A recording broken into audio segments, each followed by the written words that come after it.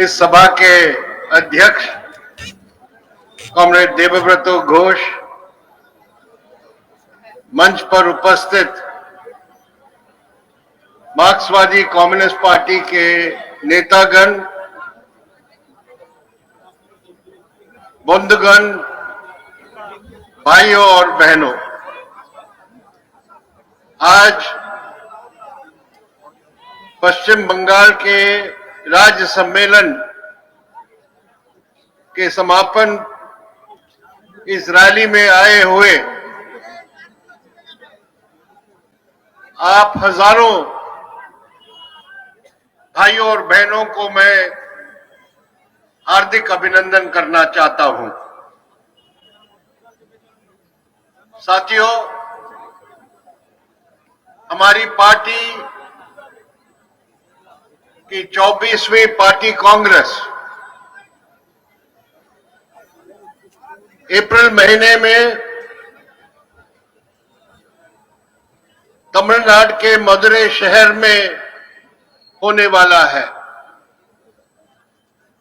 और यही पार्टी कांग्रेस के सिलसिले में पूरे देश में हम अपने पार्टी के सम्मेलन कर रहे हैं। पश्चिम बंगाल में दानकुनी में पिछले 4 दिन से ये राज्य सम्मेलन हुआ है और इस सम्मेलन को सफलतापूर्वक चलाने के लिए हुगली की मेहनतकश जनता ने जो समर्थन और सहयोग दिया है, उसके लिए मैं आप सबके प्रति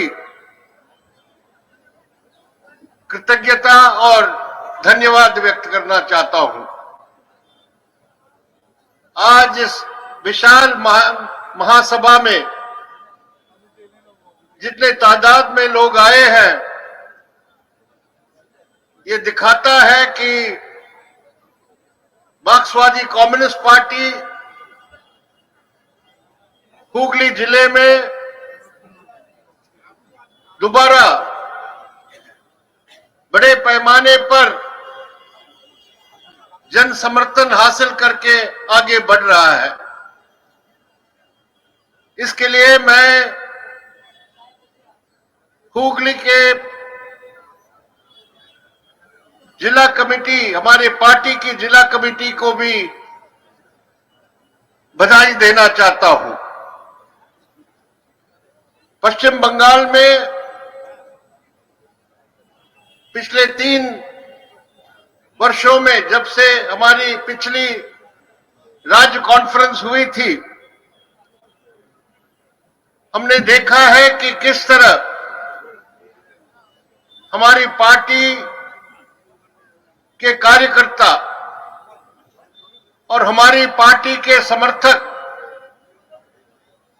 बहुत बहादुरी से काम किए हैं। जितनी भी कोशिशें हुई है हमारी पार्टी पर दमन करने के लिए, उसको सामना करते हुए पश्चिम बंगाल के मजदूरों के, किसानों के और गांव के गरीबों के मांगों के लिए संघर्ष करते हुए हमारी पार्टी आगे बढ़ी है। हमारे कार्यकर्ताओं पर हजारों मुकदमे चलाए गए हैं, फॉल्स केसेस लगाए गए हैं, हर तरह के दमन उनको सामना करना पड़ रहा है। लेकिन इसके बावजूद हमारी पार्टी सांप्रदायिक ताकतों के खिलाफ तृणमूल कांग्रेस के भ्रष्ट और दमनकारी सरकार की नीतियों के खिलाफ और पश्चिम बंगाल की जनता की जो बुनियादी अधिकार हैं उसके लिए संघर्ष करते आए हुए हैं। मार्क्सवादी कम्युनिस्ट पार्टी आज देश में हिंदुत्व और सांप्रदायिकता के खिलाफ संघर्ष में केंद्र में जो मोदी सरकार है उनके जो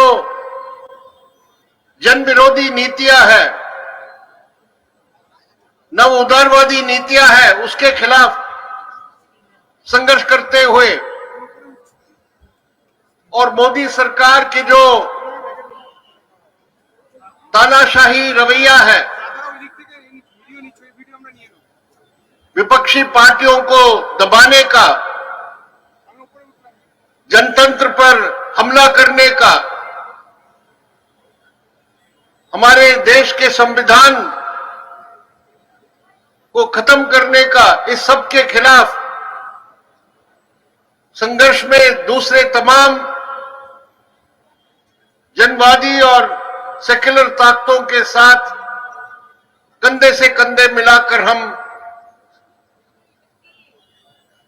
लड़ाई लड़ रहे हैं। लेकिन पश्चिम बंगाल में यहां जो तृणमूल की सरकार है, ये सरकार के जो भ्रष्ट और अपराधी चरित्र है, उसके तहत यहां की मेहनतकश जनता पर सिर्फ केंद्र सरकार की नीतियों का हमला नहीं है, इस सरकार की जो जन विरोधी चरित्र है और पूरे बंगाल में जिस तरह के गुंडा राज उन्होंने कायम किया है, उसके खिलाफ भी उनको संघर्ष करना पड़ता है। हम अभी देख रहे हैं कि किस तरह इस सरकार के भ्रष्ट व्यवहार के कारण और केंद्र सरकार के साजिश के कारण पिछले 3 वर्षों से बंगाल के ग्रामीण जनता के लिए मनरेगा का अधिकार नहीं मिला है। जो रोजगार गारंटी कानून है, जो पूरे देश में लागू होता है कि 100 दिन का काम दिया जाए न्यूनतम वेतन पर, वो पिछले 3 सालों से बंगाल के ग्रामीण जनता के लिए ये काम का अधिकार उनसे वंचित किया गया है। 7,000 करोड़ रुपए करीब जो बंगाल के गरीब गांव की जनता को रोजगार गारंटी के काम के माध्यम से मिलना चाहिए था, उससे वो वंचित हो गए। ये कभी हम एक्सेप्ट नहीं कर सकते हैं। रोजगार गारंटी का कानून ये पूरे देश में हर नागरिक के लिए है। काम का अधिकार का गारंटी दिया गया है कानून के माध्यम से। लेकिन ममता बनर्जी की सरकार जिस तरह इस कानून को, इस स्कीम को दुरुपयोग किया और उसको मौका बना के, बहाना बना के मोदी सरकार ने यहां इस स्कीम को खत्म ही किया है, ये कभी हम मान नहीं सकते हैं। पिछले काम का भी बकाया नहीं दिया गया है।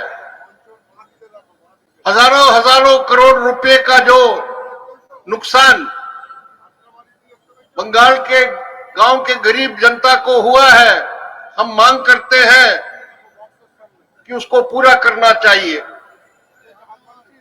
और ये सरकार जिस तरह के यहां शासन चला रहे हैं, उसमें जो न्यूनतम सुरक्षा होना चाहिए महिलाओं के लिए, वो नहीं प्राप्त है। हम पिछले 4 दिनों से यहां दानकुनी में रहे हैं और रोज अखबार में कहीं न कहीं पश्चिम बंगाल में कोई न कोई महिला पर अत्याचार का रिपोर्ट पड़ा है। आज अखबारों में दिया है कि हुगली जिला से ही एक 27 साल की महिला जो अपनी गाड़ी में जा रही थी, उसको पीछा किया कुछ गुंडों ने दूसरी गाड़ी में, और उससे बचने के लिए कोशिश जो की गई, जो उनकी गाड़ी से वो टकरा रहे थे, उसके कारण एक्सीडेंट होके उस महिला की मौत हो गई है। इससे क्या और शर्मनाक बात हो सकती है? हमने आरजी कौर के बारे में सुना था, उस कांड जो पूरे देश में,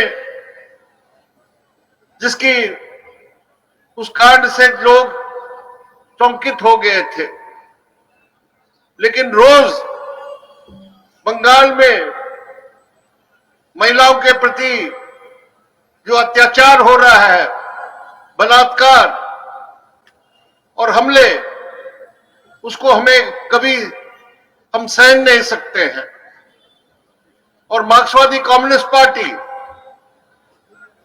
इस गुंडागर्दी के खिलाफ सबसे आगे कतारों में खड़े रहेंगे और महिला की सुरक्षा के लिए संघर्ष करेंगे। जब तृणमूल कांग्रेस के गुंडा बाहिनी ने पिछले 1 दशक से हमने देखा कम्युनिस्टों के खिलाफ इस्तेमाल किया गया, सीपीएम के कार्यकर्ता और वामपंथी पार्टियों के कार्यकर्ताओं के खिलाफ ये गुंडा बाहिनी को इस्तेमाल किया गया, तब हमने कहा था कि इस तरह के गुंडा बाहिनी और गुंडा राज सिर्फ सीपीएम को ही शिकार नहीं बनाएंगे, ये आम जनता के खिलाफ भी जाएगी। आज हम देख रहे हैं कि जिस तरह इस गुंडा राज में आम नागरिक उसके शिकार हो रहे हैं, इसीलिए हमारी पार्टी इस राज्य सम्मेलन में फैसला किया है कि आने वाले दिनों में बंगाल के ये जन विरोधी भ्रष्ट और अपराधी सरकार के खिलाफ हमारे संघर्ष को हम तेज करेंगे। लेकिन उसके साथ साथ पश्चिम बंगाल में एक दूसरा खतरा भी मंडरा रहा है। एक तरफ तृणमूल कांग्रेस की ये जन विरोधी और दमनकारी चरित्र है, दूसरी ओर पश्चिम बंगाल में भारतीय जनता पार्टी और उसके पीछे जो ताकत है राष्ट्रीय स्वयंसेवक संघ, वो काम कर रहे हैं बंगाल में अपने सांप्रदायिक जहर को फैलाने के लिए। जो पश्चिम बंगाल में एक गौरवमय परंपरा रहा है, आजादी के बाद, पार्टीशन के बाद वामपंथी आंदोलन यहां मजबूत होने के कारण पश्चिम बंगाल सांप्रदायिक सद्भाव का गढ़ बन गया था। यहां कोई भी सांप्रदायिक ताकत, चाहे वो हिंदू सांप्रदायवाद हो या मुस्लिम सांप्रदायवाद, उसको पैर जमाने के लिए मौका नहीं दिया गया था। लेकिन आज तृणमूल कांग्रेस की सरकार और तृणमूल कांग्रेस की ये जन विरोधी नीतियों के कारण, उसके गुंडागर्दी के कारण एक ऐसे माहौल बनाया गया है जहां भाजपा और आरएसएस अपने सांप्रदायिक सोच और राजनीति को फैलाने की कोशिश कर रही है। राष्ट्रीय स्वयंसेवक संघ का योजना है, प्लान है कि पश्चिम बंगाल को हमारे देश के ये पूर्वी जोन में हिंदू सांप्रदायिक ताकतों का गढ़ बनाने के लिए आरएसएस का मुखिया अभी जो है मोहनलाल भागवत, वो अभी हाल ही में 10 दिन यहां बंगाल में दौरा किया है। पूरे 10 दिन रहे हैं। कुछ पूजा पाठ करने के लिए नहीं आए थे यहां बंगाल में। आरएसएस को किस तरह मजबूत किया जाए, किस तरह के सांप्रदायिक एजेंडा लेके जनता के बीच में विभाजन किया जाए, किस तरह हिंदू मुस्लिम तनाव और दंगे किया जाए, इस सब के बारे में योजना बनाने के लिए यहां आए थे। और इसीलिए हमने अपने राज्य सम्मेलन में ये फैसला लिया है कि भारतीय जनता पार्टी और आरएसएस की ये सांप्रदायिक विचारधारा है जो हिंदू मुस्लिम विभाजन और तनाव बढ़ाने के लिए काम करेंगे, और भाजपा का जो चरित्र है, वर्ग चरित्र हम जानते हैं। मोदी सरकार ने हमें अच्छी तरह बताया है कि जब वो हिंदू की बात करते हैं, वो आम हिंदू जो किसान है, जो मजदूर है, उनकी बात नहीं कर रहे हैं।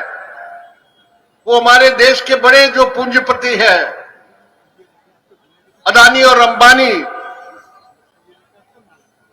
इस तरह के लोगों के लिए अपना राज चलाते हैं। तो भारतीय जनता पार्टी अगर बंगाल में मजबूत होती है तो उसका मतलब है कि रास्ता खुल जाता है हमारे देश के बड़े पूंजीपतियों के लिए बंगाल में आके बंगाल को लूट करने का। तो इसीलिए तृणमूल कांग्रेस और तृणमूल कांग्रेस की सरकार के खिलाफ हमारा संघर्ष और आंदोलन, और आरएसएस और बीजेपी की ये सांप्रदायिक जो खतरा है उसके खिलाफ डट के संघर्ष और आंदोलन करने के लिए हमने फैसला लिया है। और आप सभी साथियों से हमारी अपील यही है, जिस बड़े तादाद में आज आए हैं, ये दिखाता है कि बंगाल में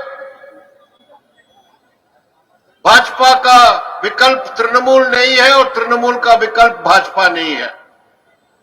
आप एक तीसरा विकल्प चाहते हैं, जो तीसरा रास्ता है वो है वामपंथी और जनवादी विकल्प, वामपंथी जनवादी कार्यक्रम और वामपंथी और जनवादी नीतियां।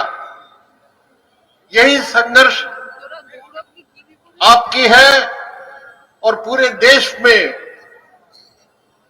हमारी पार्टी इसी के लिए काम करेगा। और मुझे पूरा विश्वास है कि आने वाले दिनों में बंगाल की राजनीति में, बंगाल के समाज में एक नई शक्ति और नया रास्ता खुलेगा, जो वामपंथी और जनवादी रास्ता होगा। इतने कहते हुए दोबारा आप सभी साथियों को, भाइयों और बहनों को अभिनंदन करता हूं। धन्यवाद। इनकलाब जिंदाबाद।